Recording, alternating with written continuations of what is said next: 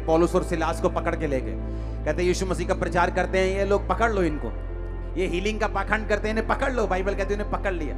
Bible कहती आधी रात में, आधी रात, मिडनाइट का मतलब 12 बजे, 11-12 बजे पौलुस और सिलास उठे और जोर जोर से वर्शिप करने लगे, और उनके पांव जो थे वो लकड़ी में कील के साथ ठोके हुए थे, और वो वर्शिप कर रहे थे, और कैदी देख रहे थे और सुन रहे थे। कैदी सोच रहे थे शायद इनको मार ज्यादा पड़ गई है, थोड़े मेंटल असर हो गया इन पे, थोड़ा अटैक हो गया ना दिमाग पे, तो शायद थोड़ा घबरा गए ये लोग। और बाइबल कहती आधी रात जब वो आराधना कर रहे थे, उस जेल की नींव हिली, स्वर्गदूत आए, बंधन खुले, परमेश्वर ने उसी रात उन्हें आजाद कर दिया। आप क्रिश्चियन हैं, मेक श्योर आपको नाइट की वैल्यू मालूम हो, क्योंकि दूसरे लोगों के लिए नाइट का मतलब है मस्ती, नाइट का मतलब है सोना, नाइट का मतलब है अपने शरीर को आराम देना, लेकिन हमारे लिए वो मकसद अलग है।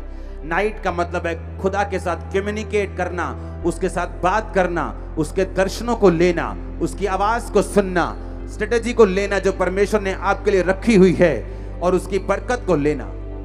कब सुलेमान ने बुद्धि पाई? रात को, असली रात को के सपने में उसने कुर्बानियां चढ़ाई इतनी कि परमेश्वर खुश हो गया। परमेश्वर रात को आए, बोले सुलेमान क्या चाहिए? सपने में बात कर रहा है परमेश्वर से। परमेश्वर अगर सपने में आके आपसे पूछे तो आप बात कैसे कर सकते हैं? अगर आप सोने से पहले तैयारी करें तो आप सपने में बात कर सकते हैं, लेकिन सोने से पहले तो लड़कियां याद करके तुम सोते हो कि किसको टक्कर मारी आज, किसको नहीं मारी, किसको देखा है, किसको नहीं देखा, किसके साथ चैटिंग की है, किसके साथ रह गई है, किसने आंख में टक्का किया, किसने नहीं किया। तो सपने में परमेश्वर बात क्या करेगा तुमसे? सपने में परमेश्वर बात करेगा अगर तुम रेडी हो।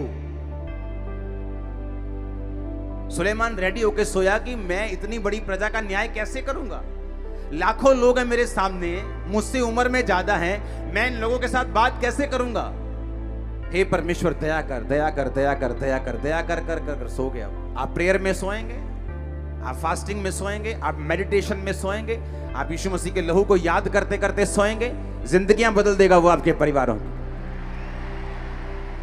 दानियल 2 उसकी 19 आयत, वे भेद दानियल को रात के समय, फिर से बोलो रात के समय। भजन संहिता 17 उसकी 3 आयत, Thou hast proved my heart, तूने मेरे हृदय को जांचा है। Thou hast visited me, तूने रात को मुझे कहा क्या किया है? विजिट किया है। कब किया है? रात को। हिंदी में लिखा तूने मुझे देखा है, हम इंग्लिश बोलते हिंदी दोनों छोड़ दो, इब्रानी भाषा में लिखा तूने रात को मुझे पकड़ यानी देखा है, विजिट किया है। इब्रानी भाषा में लिखा तूने रात को मुझे विजिट किया है। अब मुझे ये बात समझनी है कि नाइट नॉन क्रिश्चियंस के लिए अलग हो सकती है, पर फॉर क्रिश्चियन नाइट का मतलब है एक ऐसा टाइम जब आप अपने कर्ता से, आप अपने बनाने वाले से, आप अपने प्रेम करने वाले से, आपके लिए जिसने कुर्बानी दी, जो आपका परमेश्वर है, आप उससे बात कर सकते हैं उस रात को।